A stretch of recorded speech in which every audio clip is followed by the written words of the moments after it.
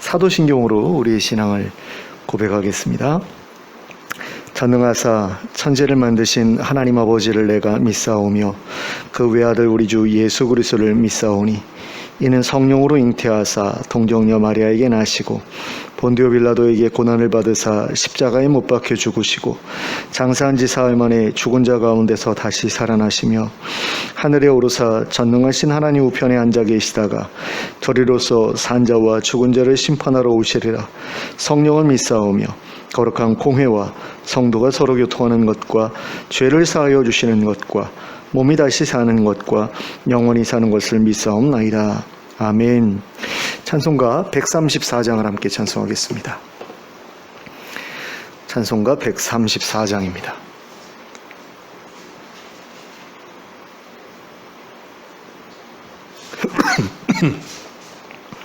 (134장입니다)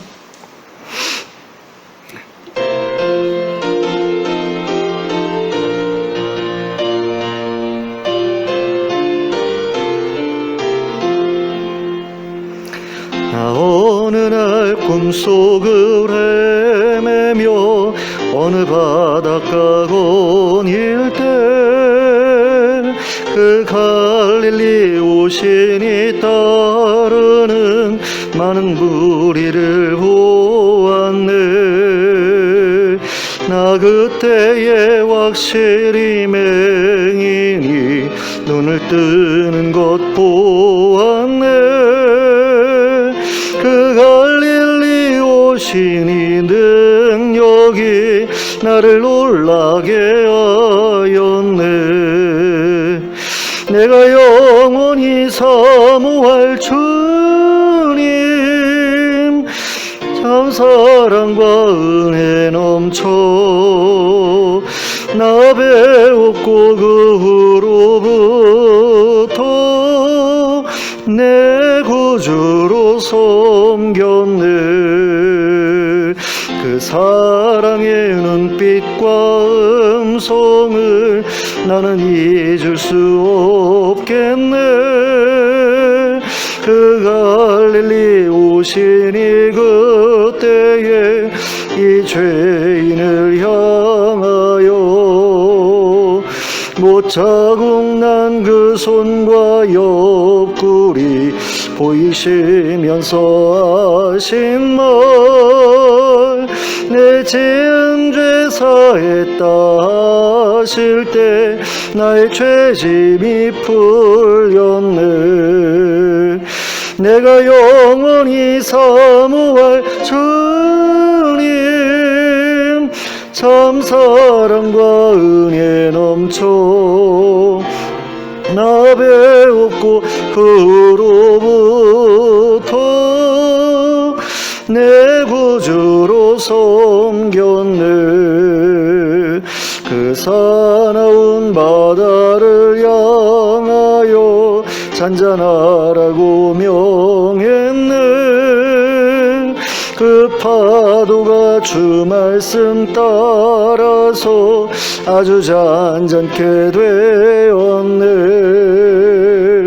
그 잔잔한 바다의 평온함 나의 마음속에 남아서 그 갈릴리 오시니 의지할 참된 믿음이 되었네. 내가 영원히 사모할 주님 참 사랑과 은혜 넘쳐 나 배웠고 그로부터 내 구주로 섬겼네. 이 세상에 무거운 짐진 자 모두 주 앞에 나오라. 그 놀라운 은혜를 받아서 맘의 평안을 얻으라. 나 주께서 명하신 복음을 힘써 전하며 살 동안 그 갈릴리 오시니 내 맘에 항상 계시기 원하네. 내가 영원히 사모할 주님 참 사랑과 은혜 넘쳐 나 배웠고 그로부터 내 구주로 섬겼네. 아멘. 310장 찬송하겠습니다. 찬송가 310장 함께 찬송합니다.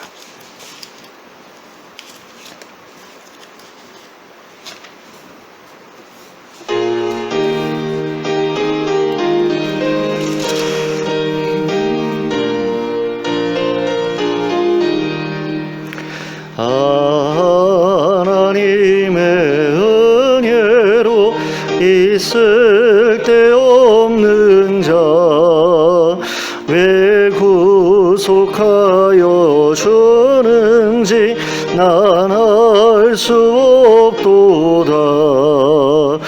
내가 믿고 또 의지함은 내 모든 형편하시는 주님 늘 보호해 주실 것을 나는 확실히 아네. 왜 내게 굳센 믿음과 또 복음 주셔서 내 마음이 항상 편한지 난 알 수 없도다. 내가 믿고 또 의지함은 내 모든 형편하시는 주님 늘 보호해 주실 것을 나는 확실히 아네. 왜 내게 성령 주셔서 내 마음 감동해 주 예수 믿게 하는지 난 알 수 없도다. 내가 믿고 또 의지함은 내 모든 형편하시는 주님 늘 보호해 주실 것을 나는 확실히 아네. 주 언제 강림하실지 혹밤에 혹낮에 또 주님 만날 그곳도 난 알 수 없도다. 내가 믿고 또 의지함은 내 모든 형편하시는 주님 늘 보호해 주실 것을 나는 확실히 아네. 아멘. 오늘 우리에게 주신 하나님의 말씀은 요한복음 20장 24절부터 31절까지의 말씀입니다. 요한복음 20장 24절부터 31절까지의 말씀을 함께 합독하도록 하겠습니다. 시작. 12 제자 중에 하나로서 디두모라 불리는 도마는 예수께서 오셨을 때에 함께 있지 아니한지라. 다른 제자들이 그에게 이르되 우리가 주를 보았노라 하니 도마가 이르되 내가 그의 손에 못자국을 보며 내 손가락을 그 못자국에 넣으며 내 손을 그 옆구리에 넣어보지 않고는 믿지 아니하겠노라 하니라.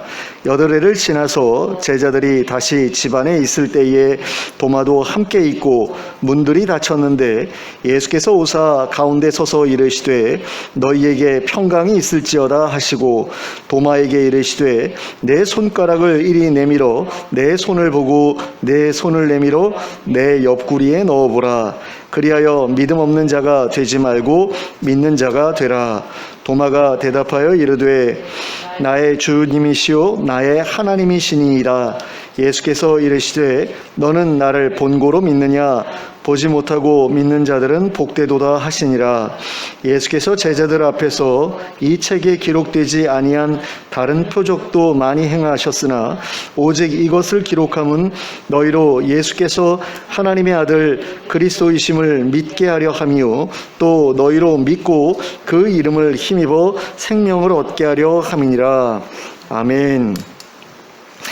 예수님께서는 부활하신 첫날 마리아에게 나타나시고 또 그 저녁에 제자들에게도 나타나셨습니다. 그런데 디두모라 불리는 도마는 예수님께서 나타나셨을 때 그 모여있던 자리에 있지 않았습니다. 그런데 다른 제자들이 도마에게 가서 우리가 주님을 보았다라고 전해주자 도마는 이렇게 말합니다. 25절 후반부의 말씀입니다. 내가 그의 손에 못자국을 보며 내 손가락을 그 못자국에 넣으며 내 손을 그 옆구리에 넣어보지 않고는 믿지 아니하겠노라.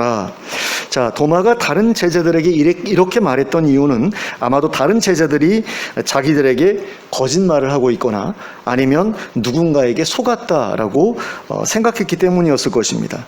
그러니까 도마로서는 죽었던 예수님이 다시 살아 돌아오신다는 것이 믿어지지 않았던 거죠. 그런데 도마는 어째서 이런 생각을 했던 것일까요? 이런 질문을 던져보아야 하는 이유는 도마가 예수님을 따라다니면서 예수님께서 여러 사람들을 다시 살려내시는 것을 본 적이 있었던 사람이었기 때문입니다. 아마 도마는 나사로가 다시 살아나는 그 자리에도 함께 있었을 겁니다. 근데 어째서 도마는 예수님께서 다시 살아나실 것이라는 말씀을 여러 차례 들었음에도 불구하고 그리고 예수님께서 여러 사람들을 다시 살려내시는 모습을 그 자리에 같이 있으면서 보았으면서도 왜 예수님의 부활에 대해서는 믿을 수 없었던 것일까요? 이건 뭐 다른 제자들도 사실 다 마찬가지 아닙니까? 근데 어쨌든 간에 오늘은 이제 도마에 대해서 우리가 주목을 하고 있기 때문에 한번 생각을 해보자라는 거죠. 도마는 왜 예수님께서 다시 돌아오실 수 있다라는 것에 대해서 전혀 가능성이 없다 이런 식으로 생각하고 있었던 것이겠습니까? 그것은 예수님이 다시 살아나신 것은 예수님같이 하나님께서 보내신 누군가를 통해서 다시 살아나신 것이 아니었기 때문입니다.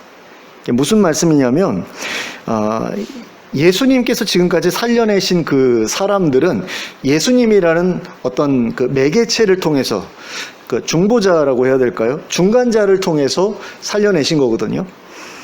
근데 예수님은 누가 살려냈느냐라고 했을 때 예수님을 살려낼 사람이 주변에 아무도 없는 거예요. 그러니까 자기네들이 살려낸 것도 아니고 예수님 말고 또 하나님께서 보내신 어떤 종이 있어서 살려낼 수 있는 것도 아니고 그러면은 도대체 예수님은 누가 살려낸 것인가라고 했을 때 우리는 하나님께서 살려내셨다라고 믿잖아요.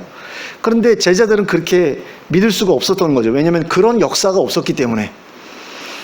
그러니까 구약의 역사를 우리가 쭉 살펴보면 선지자들 가운데 죽었던 사람을 다시 살려낸 경우가 몇 번 있었잖아요. 사무엘이 아니고 엘리야 선지자하고 엘리사 선지자가 각각 이제 사람들을 살려냈고 엘리사 선지자 같은 경우는 이제 죽어가지고 뼈만 남은 상태에서도 자기 뼈에 접촉한 그 시신이 다시 살아나서 이렇게 동네로 돌아가는 그런 일이 벌어지지 않았습니까? 그러니까 엘리사 같은 경우는 2번이고 엘리야는 1번이고 죽었던 사람들을 이렇게 다시 살려낸 그런 역사가 있는데 다 그렇게 하나님의 선지자들을 통해서 누군가를 살려내셨지 하나님께서 직접 죽었던 누군가를 살려내신 적은 없었다라는 거죠. 제 기억으로도 구약시대 때 하나님께서 죽었던 누군가를 다시 살려낼 때 당신의 종을 통하지 않고 직접 살려내신 경우는 없었던 걸로 저도 기억을 하거든요. 그런데 예수님의 제자들 도마도 마찬가지로 그렇게 생각을 한 거죠. 예수님이 다시 살아나시려면 뭐 세례 요한이든 아니면 그에 준하는 어떤 그런 선지자든 누군가가 옆에 있어야, 그래서 그들이 가서 뭐 안수를 하든 아니면 말로 선포를 하든 간에 뭔가 일을 해야지 예수님이 다시 살아날 텐데, 예수님이 돌아가실 그 시점에는 예수님 말고는 하나님의 선지자라고 할 만한 사람이 아무도 없었다라는 거죠. 그러니까 예수님 죽으면 누가 살려내느냐? 살려낼 사람이 없다. 그러면 예수님이 죽은 다음에 다시 살아나신다라는 건 불가능한 이야기다. 이게 그 사람들의 머릿속에 박혀 있었던 고정관념이었다라는 거죠.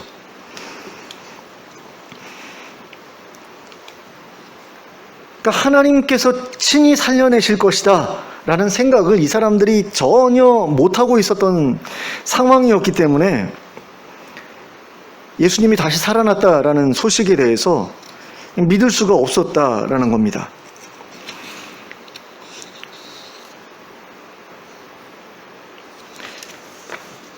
하지만 그들은 부활하신 예수님을 만났고, 그래서 하나님께서 친히 예수님을 다시 살려내셨다는 사실을 믿을 수 있게 되죠. 그러니까 예수님이 부활하신 다음에서야 하나님께서 당신의 종을 통해서가 아니라 하나님께서 직접적으로도 누군가를 살려내실 수가 있구나, 친히 살려내실 수도 있구나, 이거를 이제 믿게 된 겁니다. 근데 도마는 부활하신 예수님을 아직 만나지 못한 상태였잖아요. 그래서 그는 예수님의 부활을 믿을 수가 없었던 거죠. 그리고 그는 아마도 다른 제자들이 예수님을 가장한 누군가에게 속아 넘어갔다, 이렇게 생각했던 것 같아요. 그러니까 다른 제자들이 나한테 장난을 치고 있다라고는 생각 안 했을 거예요. 왜냐하면은 예수님의 죽음이라는 게 그들에게 있어서 너무나 고통스러운 그런 사건이기 때문에 그 사건을 가지고 얘네들이 짜고서 나를 속이려고 그런다, 이렇게 생각하기는 좀 그렇죠. 그러니까 아마도 이놈들이 바보같이 누군가한테 사기당한 거가 아닐까, 이런 식으로 아마 생각하지 않았겠나, 이런 생각이 들어요. 그래서 그는 도저히 가장할 수 없는 그런 증거, 그 증거를 내가 확인해야지 그 사람이 정말 예수님이다, 돌아가신 예수님이다 라고 인정할 수 있다, 이렇게 이야기를 합니다. 그러니까 손에 난 못자국과 옆구리에 난 창자국을 직접 봐야지만 나는 믿을 수 있겠다라는 거죠. 왜냐하면 자기가 부활하신 예수님처럼 꾸미고 오더라도 그것만큼은 못 꾸미겠지라고 그렇게 생각을 한 거죠. 왜냐하면 그런 그 상처를 여기다가 이렇게 만들고 여기다가 이렇게 못자국을 내고 이러면 뭐 살아있는 사람이 그런 상태로 돌아다닌다라는 것은 있을 수가 없다, 아마 이렇게 생각하지 않았을까라는 생각이 들어요. 그러니까 뭐 아물었다라고 쳐도 그 상처를 내기 위해서는 어마어마한 그런 그 노력이 필요하겠죠. 그러니까 어떤 노력이냐면 오늘날과 같은 어떤 그런 성형 외과적인 그런 기술이 없으면 그걸 꾸며낼 수가 없을 거 아니에요. 그러니까 그걸 가지고서 내가 진위를 가려야 되겠다, 그놈이 사기꾼인지 아닌지 내가 확인해야 되겠다라고 그렇게 이야기를 한 거죠. 그리고 예수님께서 제자들에게 나타나셨던 날로부터 8일이 지난 어느 날 제자들이 다시 한자리에 모이게 됩니다. 그때는 도마도 그 자리에 함께 있었다라고 본문은 기록하고 있습니다. 그리고 그날도 8일 전과 마찬가지로 그들이 모여 있었던 그 집의 모든 문이 닫혀 있었다, 또 이렇게 기록되어 있는 것을 보게 되고요. 근데 갑자기 예수님께서 그들 가운데 나타나시죠. 처음 나타나셨을 때처럼 문이 닫혀 있는데 그냥 나타나신 거예요. 그리고 그들에게 똑같이 말씀하시죠. 처음 나타나셨을 때처럼 너에게 평강이 있을지어다, 이렇게 말씀을 하십니다. 너희가 평강을 누렸으면 좋겠다는 그런 이야기죠. 왜냐하면 평강이 없으면 예수님께서 맡기신 일을 할 수가 없으니까. 예수님께서 무슨 일을 맡기셨죠? 하나님께서 나를 보내신 것처럼 내가 너희를 보내겠다라고 말씀을 하시거든요. 근데 평강이 없으면, 두려움에 사로잡혀 있으면 이 사람들이 예수님처럼 사람들에게 가서 사역을 할 수가 없잖아요. 그래서 이제 평강이 있을지어다라고 말씀을 하시는 건데요. 그 말씀을 하시고 나서 바로 무엇을 말씀을 하시느냐? 도마를 향해서 이렇게 말씀을 하십니다. 27절 말씀입니다. 내 손가락을 이리 내밀어 내 손을 보고 내 손을 내밀어 내 옆구리에 넣어보라. 그리하여 믿음 없는 자가 되지 말고 믿는 자가 되라. 자, 예수님께서는 도마가 다른 제자들에게 무슨 말을 했었는지를 이미 알고 계셨죠. 그리고 그러하여금 믿게 하시기 위해서 자신의 손과 옆구리를 보여주십니다. 그러면서 손 한번 넣어봐 라고까지 말씀을 하시거든요. 그걸 보면 예수님께서 실제로 그 모습을 보여주신 것을 우리가 알 수 있죠. 그리고 나중에 또 뭐라고 말씀을 하세요? 너는 본고로 믿느냐 라고 말씀을 하시잖아요. 그걸 보건대 도마는 분명히 확인을 한 겁니다. 예수님께서 딱 나타나셔가지고 자, 한번 봐 라고 하셨을 거예요. 근데 도마는 아마도 저는 그렇게 생각합니다. 자기가 말한 것처럼 예수님의 못자국에 손을 넣어보거나 아니면 옆구리 상처에 손을 넣어보거나 직접 그러지는 않았을 것 같아요. 근데 눈으로는 확인했을 거라는 생각이 듭니다. 눈으로는 분명히 확인했기 때문에 이놈이 사기꾼이 아니구나 라고 생각할 수 있었을 거라는 생각이 들어요. 그러니까 누군가가 예수님처럼 가장하고 나타난 게 아니구나라는 것을 확신하지 않을 수 없는 그런 분명한 그런 그 상처가 그 나타나신 분에게 있었다라는 거죠. 그리고 문은 꽉 닫혀 있는데 그냥 홀연히 나타나셨고, 또 그 예수님께서 그 십자가에서 달려 계실 때에 만들어질 수밖에 없었던 그 상처가 그대로 있는 것을 보니까 안 믿을 수가 없었던 거죠. 그래서 뭐라고 예수님께 대답을 합니까? 28절에 나의 주님이시여 나의 하나님이시니이다 이렇게 말씀을 합니다. 그러니까 나의 주님이시여 나의 하나님이시니이다라는 이 이야기는 당신이 나의 주님이 맞습니다라는 그런 이야기죠. 그런데 도마가 여기에서 예수님을 나의 주님이라고 말하는 것은 너무나 자연스러운 일입니다. 왜냐하면 예전부터 예수님을 주님이라고 불러왔기 때문이죠. 그런데 예수님을 향해서 나의 주님이라고 말한다라는 것은 조금 이상한 일이 아닙니까? 좀 과장된 것 같은 느낌이 들지요. 그렇다면 도마는 정말로 부활하신 예수님을 하나님이라고 생각해서 나의 하나님이시라고 말했던 것일까요? 이 부분에 대해서 한번 좀 생각해 봤으면 좋겠습니다. 어떤 사람들은 그렇게 이야기를 해요. 이 요한복음이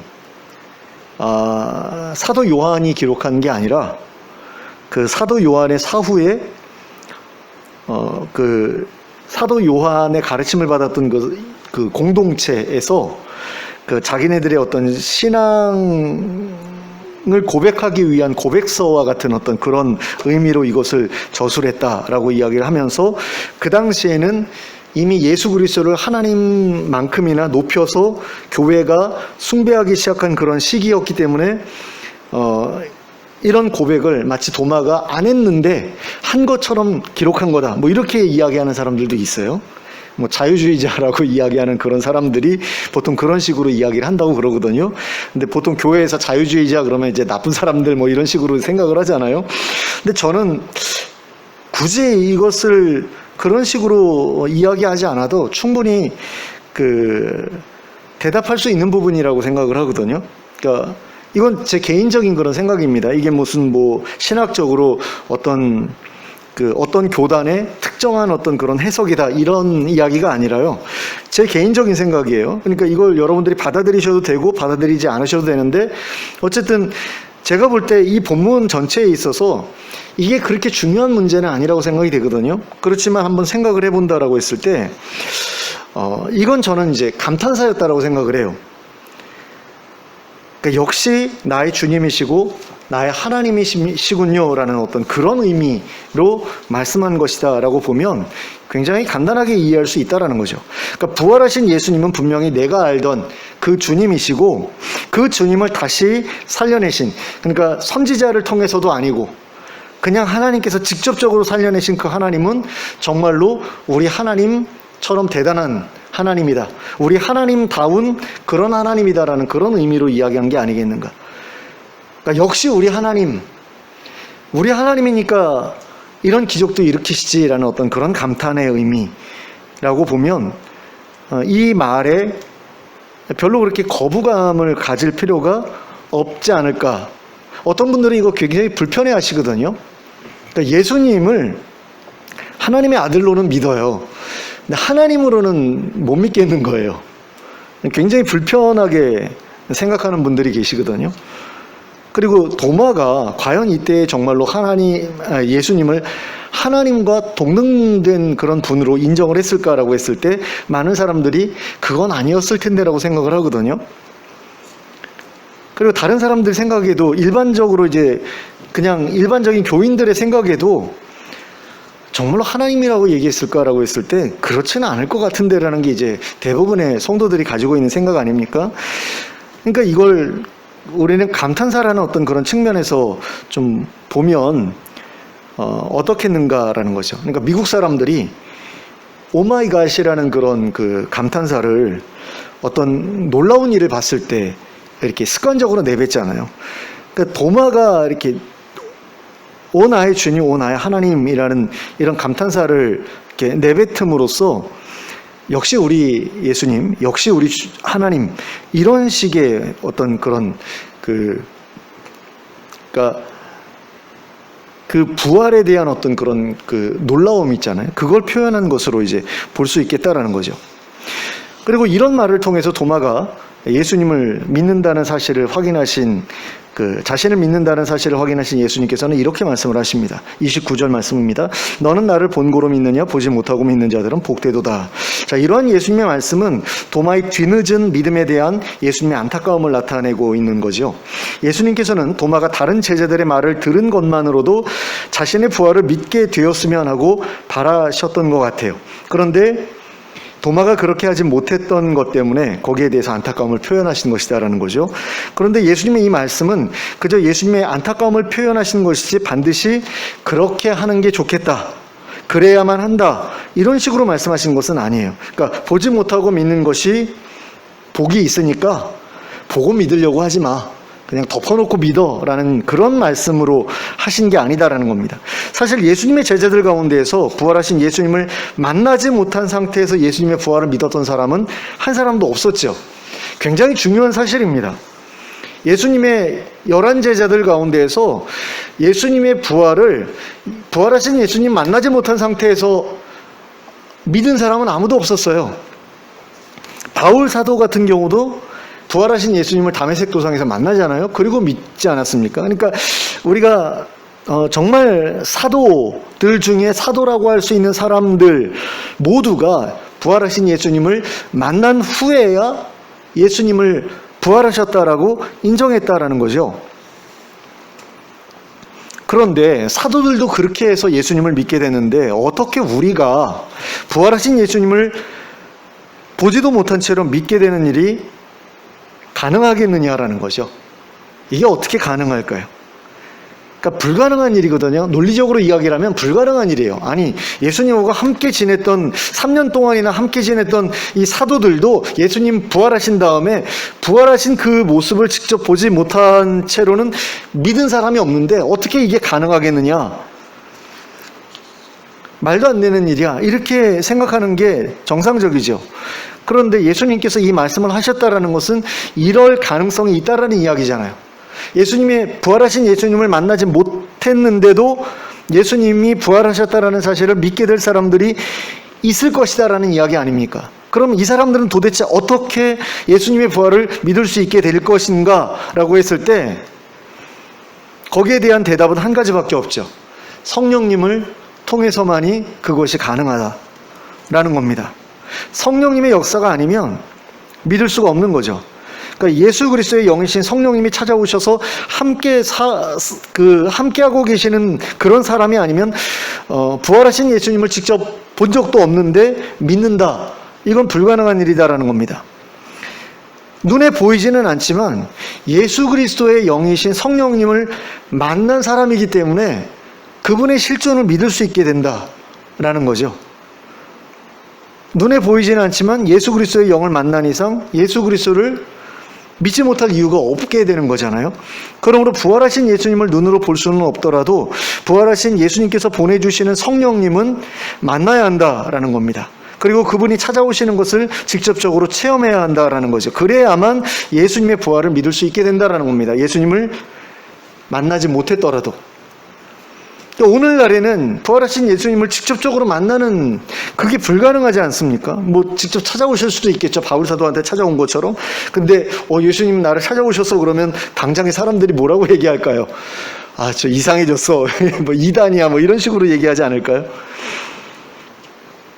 그러니까 대부분의 사람들이 부활하신 예수님이 직접 찾아오셨다고 해도 그걸 이제 말로 하지는 못할 거예요. 왜냐하면 하도 주변 사람들이 뭐라고 할 게 분명하니까 그런 경험이 있어도 입 딱 다물고 그냥 나만의 어떤 경험으로 그냥 나만의 그 기쁨으로 그냥 간직하고 입을 딱 다물고 있을 가능성이 커요. 그런데 어쨌든 간에 예수님께서 보지 못하고 믿는 자라고 말씀하신 이들은 바로 이런 사람들을 가리킨다라고 볼 수 있다라는 거죠. 성령님께서 오셔서 함께 하시기 때문에 부활하신 예수님 직접 목격하지는 못했지만 그래도 믿는 사람들, 바로 이 사람들이다라는 겁니다.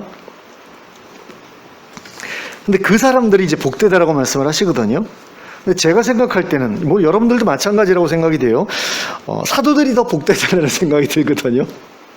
그렇지 않으세요? 그들은 예수님을 직접 봤잖아요. 몸으로 육체로 오신 예수님 직접 만났죠. 그 다음에 예수님 사역하는 것도 봤죠. 또 부활하신 예수님도 만났죠. 그리고 부활하신 예수님 보내주신 성령님도 만났죠. 그러니까 얼마나 복돼요. 우리가 복되다고 해도 이 사람들만큼 복될까요? 그건 아닌 것 같거든요. 근데 그 사람들이 누린 그런 복을 받지 못했는데도 불구하고 부활하신 예수님을 믿게 된 우리는 어떤 면에서는 그들보다도 더 나은 부분이 있죠. 그 부분이 어떤 부분이냐? 더 순수하고 어린아이 같은 그런 믿음을 우리가 갖고 있다라는 측면에서 그 사람들보다 우리가 더 나을 수도 있겠다라는 그런 생각이 들거든요. 그러니까 그런 측면에서 이제 복을 받았다라고 생각해야 된다라는 거죠. 그러니까 믿음이라는 복을 받았다. 이렇게 생각하면 그들보다도 우리에게 주어진 믿음이 더 크다. 그들은 정말 어렵게 믿었는데 우리는 정말 쉽게 믿었기 때문에 우리가 더 믿음의 복을 크게 받았다. 이렇게 볼 수는 있다라는 거죠. 그리고 또 한 가지 생각해야 될 것은 무엇이냐면 예수님께서 이 말씀을 하실 때에 어떤 이 복이라는 것을 나중에 그 받을 상으로 의미해서 말씀하신 것이 아니다라는 겁니다. 그러니까 예수님께서 도마에게 너는 복을 받지 못하겠지만 안 보고 믿는 사람들은 복을 받게 될 거야. 더 큰 복을 받게 될 거야. 이런 식으로 말씀하신 게 아니다라는 거죠. 예수님은 그저 도마를 향해서 너는 안 보고도 믿을 수 있는 그런 믿음이 없구나. 이런 식으로 말씀하신 거거든요. 그러니까 너는 믿음의 복을 크게 받지 못했구나라는 그런 이야기를 하신 거죠. 그러니까 복이라는 게 우리는 복 그러면 항상 상을 생각하거든요. 뭔가 이렇게 보상을 생각을 해요. 뭔가 잘해가지고 그것에 대해서 이렇게 대가로 받는 어떤 걸 생각하는데 여기서 예수님께서 말씀하시는 것은 이 말씀하신 복이라는 것은 그냥 선물이라는 믿음의 선물이라는 어떤 차원에서 말씀하신 것으로 보여집니다. 자, 그런데 도마처럼 믿음이 크지 않다고 해서 믿음의 복을 크게 받지 못했다고 해서 그러면 문제가 되느냐? 사실 저는 별로 그렇게 크게 문제될 것은 없지 않은가라는 생각이 들거든요. 왜냐하면 우리보다 믿음의 복을 크게 받지 못했더라도 어쨌든 도마한테는 예수님 찾아오셨잖아요. 부활하신 예수님 찾아오셔서 만나주셨지 않습니까? 결국에는 믿게 만들어주셨잖아요. 그러니까 결국에는 다 똑같아진 거죠. 믿음의 복을 크게 받은 우리나 믿음의 복을 크게 받지 못했지만 예수님과 함께 이렇게 교제할 수 있었고 또 부활하신 예수님 만날 수 있었던 그가 받은 복이나 결국에는 결론적으로는 다 똑같아진 게 아닌가. 많이 받은 자도 적게 받은 자도 나중에는 다 똑같아진 게 아닌가라고 생각하면 믿음의 선물을 크게 받았든 적게 받았든 그건 별로 그렇게 중요한 문제는 아니다라는 거죠. 그러니까 우리가 도마처럼 믿음이 부족하다고 해도 문제될 것이 없다라는 겁니다. 우리가 정말로 믿어야 될 사람이라면 예수님께서 친히 찾아오셔서 우리에게 믿음을 주실 것이기 때문이다라는 거죠. 그리고 예수님께서 친히 찾아오실 때까지 기다리기 힘들다면 우리가 먼저 찾아 나서면 되는 거죠. 먼저 찾아가서 만나 주십시오라고 부르짖어서 기도하면 되는 겁니다. 그래서 만나 주시면 결국에 만나기만 하면 다 해결이 되는 거거든요. 만나서 부활이 믿어지고 하나님 나라가 믿어지면 그걸로 다 된 거라는 겁니다. 본문 30절과 31절 말씀을 보시면요. 예수님께서 수많은 표적을 행하셨지만 이 책에 기록된 것은 그렇게 많지 않다라는 그런 말씀을 하고 있거든요. 근데 왜 조금만 기록했어요? 라는 그런 질문을 우리가 할 수 있는데 그 조금만 가지고도 예수님께서 하나님의 아들 예수 그리스도라는 사실을 믿고 그 이름을 힘입어 생명을 얻기에 부족하지 않기 때문에 이것만 기록했어 라는 그런 대답을 이제 31절에서 하고 있는 거거든요. 이 말씀처럼 예수님께서 행하신 모든 표적을 경험한 사람만이 예수님을 믿을 수 있는 것은 아니다라는 거죠. 한두 가지의 표적만으로도 예수님을 믿을 수 있다라는 겁니다. 적은 표적을 보고도 예수님을 믿는 사람이 있을 수 있는데 이 사람은 그만큼 큰 믿음을 가진 그런 사람인 거죠. 근데 많은 표적을 보고도 예수님을 믿기가 어려운 사람들 있죠. 그런 사람들 같은 경우에는 결국에는 믿지 못하게 되잖아요. 그럼 그 사람들로 하여금 결정적으로 믿게 만들어주는 그 최종적인 표적은 과연 무엇일까요? 바로 만남이죠. 그러니까 정말 엄청난 기적을, 표적을 도마는 봤어요. 요한복음에 기록된 그 표적들은 아마 도마가 거의 대부분 직접 목격한 걸 거예요. 그리고 도마가 목격한 표적들 가운데 많은 표적들을 요한복음에서는 기록하고 있지 않을 겁니다. 그러니까 어마어마한 표적을 보았는데도 불구하고 예수님의 부활을 믿지 못했어요. 나중에 하나의 사건을 통해서 믿게 되죠. 그게 뭡니까? 부활하신 예수님을 만나는 그 사건, 그 표적을 통해서 부활하신 예수님이 나 여기 있다라고 자신을 드러내 보여주시는 그 표적을 통해서 도마가 믿게 됐거든요. 그러니까 아무리 많은 표적도 의미가 없는 거예요. 그 한 가지 표적이 빠져버리면 아무 의미가 없는 겁니다. 그러니까 표적을 많이 기록한다고 해가지고 그 복음서는 쓸모있는 복음서, 많은 사람을 하나님 예수님께로 인도할 수 있는 그런 복음서 이렇게 볼 수가 없는 거죠. 그러니까 마가복음이 가장 짧죠. 그 다음에 마태복음, 누가복음, 요한복음 다 길어요. 근데 짧은 복음서는 의미가 없고 긴 복음서라야 의미가 있고, 표적이 많이 기록되어 있는 복음서는 의미가 있고 표적이 적게 기록되어 있는 복음서는 의미가 없다? 이거 아니지 않습니까? 아무리 많은 표적을 보여줬어도, 또 아무리 많은 표적을 기록해서 읽게 해줬어도 못 믿는 사람은 못 믿는 거예요. 아무리 적은 표적을 경험했어도 믿을 사람은 믿는 겁니다. 그런데 큰 표적을 보든 작은 표적을 보든 간에, 그 많은 표적을 보든 적은 표적을 보든 간에 어떤 표적만큼은 반드시 필요하다라는 거죠. 그 표적이 바로 부활하신 예수님을 만나는 표적인데, 오늘날에는 부활하신 예수님을 만나는 표적 대신에 우리가 반드시 경험해야 될 표적이 있다라는 겁니다. 그것이 무엇이냐? 아까 말씀드린 것처럼 부활하신 예수님께서 보내주겠다고 약속하신 그 성령님을 받는 그 체험, 그 표적이 없으면 보지 않고서 믿는 것은 있을 수 없는 일이다라는 거죠. 성령의 역사가 아니면 안 봤는데 어떻게 믿어요? 성령님께서 오셔서 믿게 해주시니까 믿는 거거든요. 그러니까 이 표적만큼은 우리가 반드시 붙들어야 될 표적이다라는 거죠. 부활하신 예수님은 직접 만나지 못하더라도 그분이 보내주신 성령님은 우리가 만나야 된다. 그래야지 보지 못했음에도 불구하고 믿는 것이 가능해진다라는 겁니다.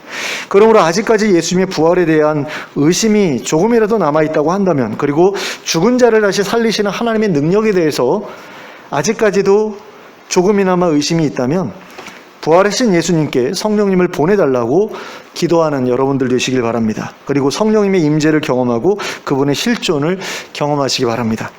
그리하면 믿음이 생겨나게 됩니다. 그리고 예수님의 주되심과 하나님의 능력을 믿을 수 있게 됩니다. 그게 이제 도마가 경험했던 거거든요. 야, 역시 우리 예수님, 역시 우리 하나님이라는 고백이 그 체험을 할 때에 우리 입에서 터져나오게 된다는 겁니다. 그리고 예수님의 부활의 증인이 되어서 예수님의 부활을 증거할 수 있게 될 것입니다. 하나님의 나라를 증거할 수 있게 될 것입니다. 왜냐하면 믿어지기 때문에. 솔직히 믿어지지 않는데도 전도하는 분들 많거든요. 전도지 나가서 돌리라고 그러니까 돌려요. 근데 거기 써져 있는 거 자기도 안 믿는 경우 많거든요. 저는 전도지의 내용 가운데서 제일 좀 뭐랄까 좀 불편했던 게 있어요. 뭐냐면 수고하고 무거운 짐진 자들아 다 내게로 오라, 내가 너희를 쉬게 하리라. 전도지에 그런 게 써져 있었거든요. 근데 그게 믿어지지가 않는 거예요. 교회를 갔는데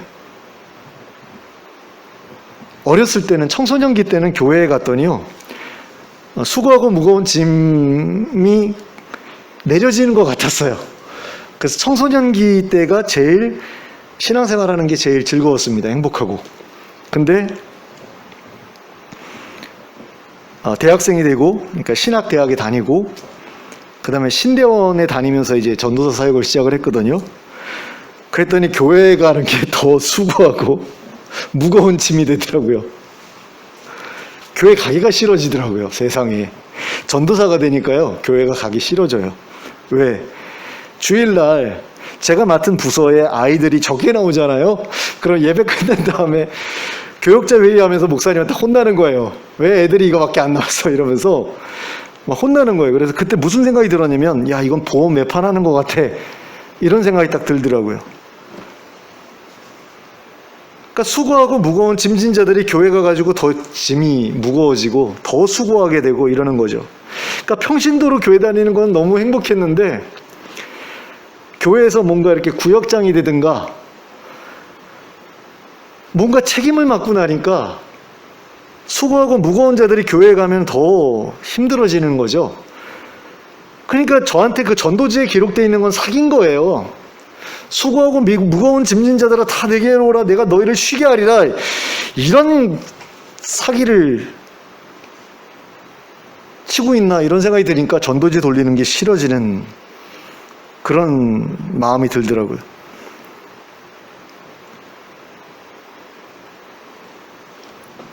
근데 뭔가 이렇게 경험을 하게 되면, 정말로 주님이 나와 함께 하시는구나라는 것을 경험하게 되면, 그리고 하나님 나라의 어떤 분명한 확신을 우리가 소유하게 되고, 거기서 살아갈 어떤 새로운 삶에 대한 분명한 확신이 생기게 되면 달라지죠. 조금은 달라지죠. 근데 이게 어떤 때는 또 이렇게 확실해졌다가 어떤 때는 좀 이렇게 흔들렸다가 이러잖아요. 우리의 믿음이 한결같지는 않지 않습니까? 저도 굴곡이 굉장히 많더라고요. 어떤 때는 정말 뭐든지 할 수 있을 것 같았어요. 그러니까 제가 하나님의 음성을 처음 듣고, 내가 너를 사랑한다, 내가 너를 버리지 않겠다, 그리고서 1시간 가까이 이렇게 울면서 통곡한 적이 있다고 말씀을 드렸잖아요. 그때는 진짜 뭐든지 할 수 있을 것 같더라고요. 주님을 위해서 내가 정말 사람들한테 맞아가면서도 난 전도할 수 있을 것 같다라는 그런 생각이 들더라고요. 근데 조금 시간이 지나니까 또 그게 많이 막 힘들어지는 거예요. 그리고 교회 개척하고 막 성도들 막 이렇게 모여들고 그러면서 목회가 신이 나고 뭔가 하나님께서 도와주시는 것 같은 느낌이 들 때는 뭐든지 할 수 있을 것 같은 그런 느낌이 들다가 성도들 빠져나가고 그러면서 이렇게 제가 막 착 가라앉으니까 너무 힘들어지는 거예요.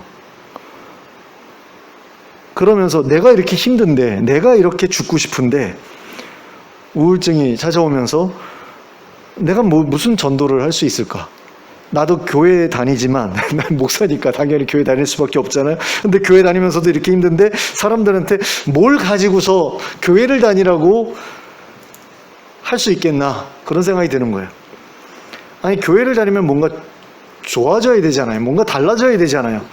근데 교회를 다녀도 우울증이 걸릴 수 있고, 교회를 다녀도 암에 걸릴 수 있고, 그러면 도대체 교회는 뭘 가지고서 사람들을 낚아야 되느냐?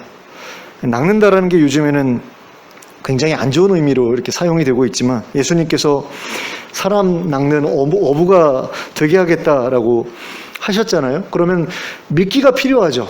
예수님 뭘 가지고서 사람을 낚으셨어요? 뭘 미끼로 삼으셨죠? 하나님 나라에 대한 약속 아니에요? 그리고 하나님 나라에 대한 표적이었잖아요. 근데 우리가 지금 전도하면서 사용하는 미끼는 굉장히 세상적이거든요. 예수 믿으면 복 받고 자식들 다 잘 되고 뭐 이런 식으로 전도를 해요. 근데 예수님께서 사용하셨던 미끼는 그게 아니거든요. 그러니까 미래적인 어떤 그런 약속이었어요. 그리고 그 미래적인 약속이 정말로 일어날 거다라는 것을 표적을 통해서 보여주신 거죠. 근데 사람들은 그 표적을 보면서 그걸 현세적인 어떤 그런 그 그 약속으로 믿은 거죠. 그래가지고 막 예수님을 붙잡아다가 왕으로 삼으려고 그랬더니 예수님 막 도망다니시고 그랬잖아요. 그러니까 예수님께서 믿기로 삼으셨던 게 미래적인 약속이고 그 미래적인 약속에 대한 증거로서 표적인데 그거에 대해서 이제 깨닫게 되니까 그리고 그거에 대한 확신이 생기고 그거에 대한 소망이 생기니까 뭐 죽고 싶은 마음이 생기고 뭐 우울증 때문에 고생을 하고 그래도 사람들한테 던질 미끼가 있구나라는 생각이 들더라고요. 그러니까 지금까지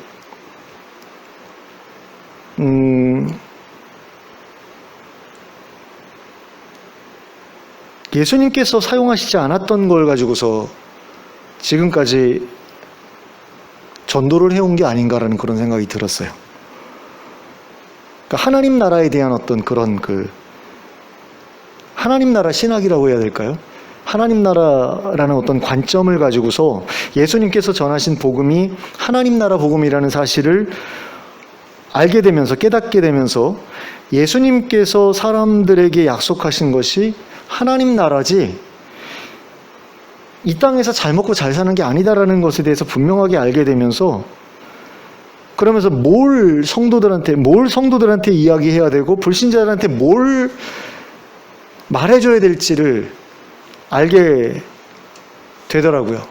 그리고 나니까 뭐 우울증이라든가 뭐 자살에 대한 어떤 욕구라든가 그런 충동이라든가 이런 것들에도 불구하고 그래도 전할 수 있겠다라는 생각이 드는 거예요. 예전에는 무슨 놈의 전도야라는 그런 생각이 들었어요. 내가 죽고 싶은데 내가 교회 다니면서 내가 성경을 그렇게 열심히 읽고 설교를 하고 그랬는데 나도 사는 게 힘들고 죽고 싶은데 사람들을 교회로 나오라고 하면 그 나온 사람들한테 당신들도 죽고 싶어지게 만들 거냐고요. 도대체 뭐 하려고 그 사람들을 교회로 데리고 와야 되느냐라는 거죠. 그 사람들 교회로 데리고 와서 나처럼 만들어 버릴 거면 데려오는 게 죄지요. 오히려 나쁜 짓이고요. 목회를 안 하는 게 낫죠.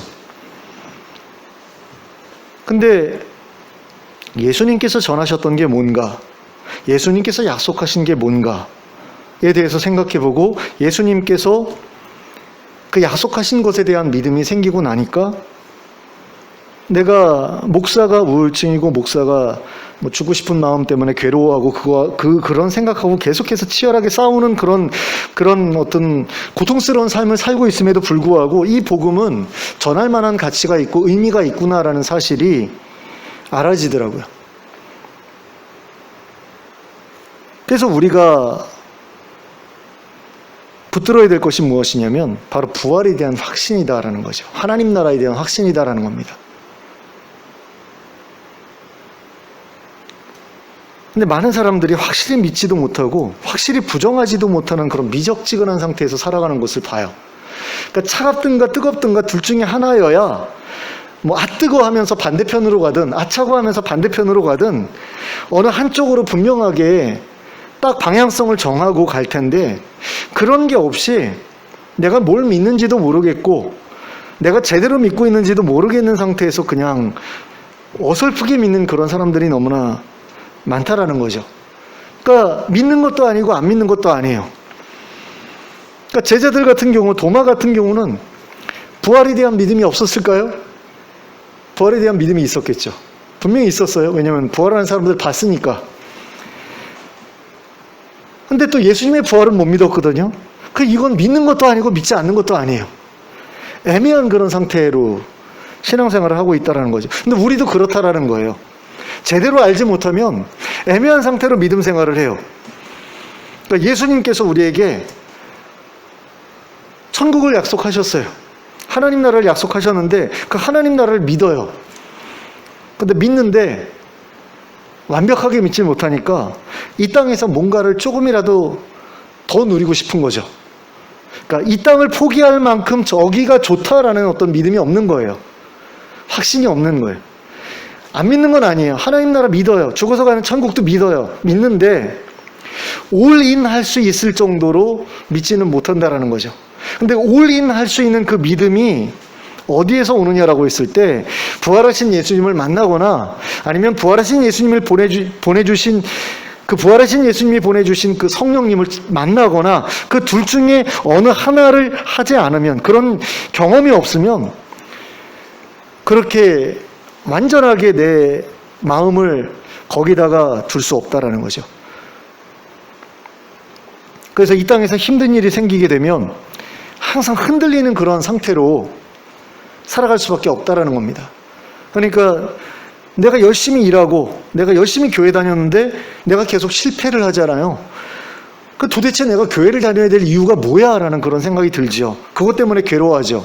저는 목사로서 교회가 막 이렇게 성장 안 하고 뭐 이거보다도 제가 목사인 제가 교회를 다니는 어떤 의미를 못 찾고 의미가 없는 것처럼 느껴져 버린 게 저한테는 가장 큰 어려움이었거든요. 이것도 결국에는 온전한 확신이 없었기 때문에 생길 수밖에 없었던 필연적인 어떤 결과였다는 생각이 들어요. 근데 하나님 나라에 대한 어떤 확신이라는 게 생기니까 어느 한 군데다가 모든 것을 걸 수 있는 그런 마음가짐이 생기더라는 거죠. 근데 성령님을 만났는데도, 근데 사실 그 전부터 성령님 만났었거든요. 저는 성령님을 만났고 하나님의 음성도 들었고, 근데 문제는 뭐냐면 하나님 나라에 대한 어떤 분명한 그 청사진이 예수님께서 제자들한테 말씀으로 가르쳐 주셨던 그것들이 제 머릿속에서 온전하게 정리가 돼서 복음으로 자리를 잡고 있지 못했었다는 생각이 들어요. 그러니까 진짜 복음이 뭔지를 헷갈렸던 거예요. 하나님 나라의 복음을 제가 붙들었어야 되는데 십자가의 복음이라는 거에 계속해서 마음을 빼앗기고, 뭐 그게 잘못된 건 아니에요. 뭐 틀리고 나쁘고 이게 아니라 하나님 나라에 대한 복음, 하나님 나라의 복음을 확실하게 깨닫지 못한 상태에서 계속 십자가만 보고 있었던 거죠. 거길 넘어가서 부활의 복음을, 그리고 부활 이후에 영생에 대한 어떤 그런 확실한 소망을 가지고 있었어야 되는데 그 청사진을 제대로 그리지 못하고 있었기 때문에, 그래서 제가 흔들렸다는 생각이 들어요. 그래서 정말로 성령님을 여러분들이 만나실 뿐만 아니라 하나님 나라의 복음을 또한 분명하게 여러분들이 깨달으셨으면 좋겠어요. 지금 도마는 하나님 나라에 대한 복음은 분명하게 이해하고 있었을 거예요. 왜냐하면 예수님께서 계속 똑같은 얘기를 3년 동안 내내 반복하셔서 말씀해 주셨기 때문에 머릿속에 아마 새겨졌을 겁니다. 그리고 자기도 그만큼 들었기 때문에 또 나가서 사람들한테 전할 수 있었겠죠. 둘씩 짝지어 보낼 때 귀에 인이 박히도록 들었기 때문에 아마 나가서 전할 수 있었을 거예요. 그러니까 머릿속에 지식은 있었는데 성령님을 만나지 못해서 그게 온전해지지 못했다라고 한다면, 우리 같은 경우는 성령님을 만났는데도 복음에 대한 온전한 지식이 없어서 온전한 소망을 갖지 못하고 살아가는 그런 경우일 수도 있거든요. 그래서 그 부분에 대해서 우리가 분명하게 정리하고 넘어갔으면 좋겠습니다. 의심하는 상태에서, 미적지근한 상태에서 머무르는 게 아니라 분명한 확신을 가지고 또 분명한 지식을 가지고 하나님 나라에 대한 분명한 소망과 부활에 대한 확실한 믿음을 소유할 수 있게 되기를 바랍니다. 그래서 앞으로 맞이하게 될 하나님 나라를 제대로 준비해 나가는 우리 모두가 될 수 있기를 예수 그리스도의 이름으로 축원합니다. 기도하겠습니다. 사랑의 하나님 아버지, 내가 정말 잘 안다라고 생각하고 잘 믿고 있다라고 생각했을지라도 어떤 힘든 일이나 위기를 맞이하게 되면 그 모든 것들이 아래서부터 다 흔들려 버리게 되는 그런 체험을 하게 될 때가 있음을 우리 모두 경험을 통해서 알고 있습니다. 도마 같은 경우도 그런 처지에 놓여 있었던 것을 봅니다. 정말로 분명한 확신이 있었기 때문에 예수님을 그렇게 끝까지 쫓아다닐 수 있었고, 또 많은 그런 일들을 예수님과 함께 할 수 있었음에도 불구하고 그가 부활하신 예수님에 대해서 믿지 못했던 것을 보면 하나님 참 저 사람은 왜 저럴까라는 그런 생각을 하게 되는데, 사실은 저희들의 모습도 그의 모습과 별로 차이가 없는 그런 모습인 것을 고백하지 않을 수가 없습니다. 하나님, 조금만 삶이 힘들어지면 도대체 내가 믿는 게 무슨 의미가 있는가, 교회에 다니는 게 무슨 의미가 있는가, 이렇게 생각하기가 쉬운데, 사실 예수님께서 우리에게 약속하신 것이 이 땅에서 누리게 될 것에 대한 그런 약속이 아니라는 사실을 하나님, 많은 사람들이 온전히 알지 못하고 있기 때문에 그런 흔들림을 경험하는 게 아닌가라는 생각이 듭니다. 하나님 아버지, 우리가 하나님 나라에 대한 분명한 지식을 가지고 하나님 나라에 대한 분명한 소망을 가지고 믿음 생활을 할 수 있기를 원합니다. 그래서 이 땅에서 정말 충격적인 그런 어떤 일들, 정말 소중한 사람을 잃어버린, 예수님을 잃어버린 도마가 경험했던 것 같은 그런 놀라운 어떤 거대한 그런 상실감, 이런 것들이나 아니면 재산을 잃어버리거나 직장을 잃어버리거나 자식을 잃어버리거나 어떤 큰 일을 겪었을 때 하나님, 우리도 도마처럼 그렇게 흔들릴 수 있지만 부활하신 예수님을 만나고 그가 회복됐던 것처럼 저희도 뭔가 특별한 계기를 통해서 온전한 믿음, 온전한 소망을 품고 살아갈 수 있게 되길 원합니다. 대부분의 사람들이 복음에 대한 온전한 지식이 없고 대부분의 사람들이 또 성령님의 온전한 임재를 경험하지 못한 가운데 신앙생활하는 것을 보게 되는데, 하나님 아버지, 우리가 정말 새로워질 수 있기를 원합니다. 우리가 아직까지도 그 부족한 부분들 있으면 온전히 그 부분에 대한 그 채워주심을 경험할 수 있게 되길 원합니다. 도마에게 부족했던 것, 예수님 오셔서 채워주셨던 것처럼 우리에게도 예수님 오셔서 또 성령님 오셔서 채워주시길 원합니다. 지식이 부족하면 지식을 채워주시고, 성령의 충만하신 임재의 체험이 부족하면 그것을 또한 채워주시길 원합니다. 그래서 어떤 일을 경험하더라도, 어떤 상실이 우리에게 찾아올지라도 더 이상 흔들리지 않는 그런 믿음 가지고 하나님 나라를 준비해 나가는 저희 모두가 될 수 있도록 인도해 주시옵소서. 예수 그리스도의 이름으로 기도하였습니다. 아멘.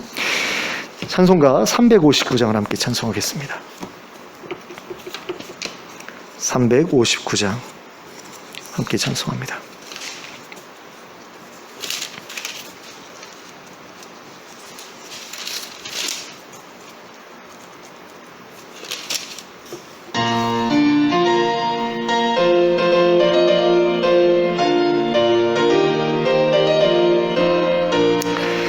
천성을 향해 가는 성도들아, 앞길의 장애를 두려워 말라.